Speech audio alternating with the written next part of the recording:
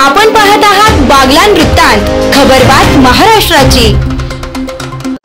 नांदगाव येथील आमदार सुहास कांदे यांच्या उपस्थितीत नांदगाव येथील निवासस्थानी मनमाड येथील कार्यकर्त्यांनी शिवसेनेत जाहीर प्रवेश केला।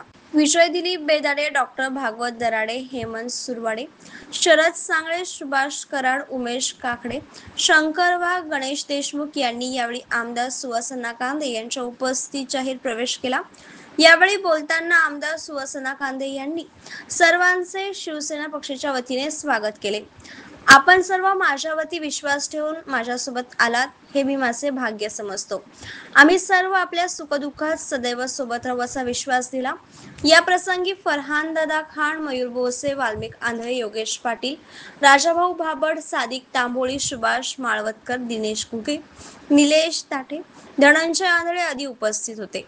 पक्षप्रवेशाने शिवसेनेची ताकद वाढणार असल्याचे सांगण्यात आले। बागलाण वृत्तांतसाठी मारुती जगधने।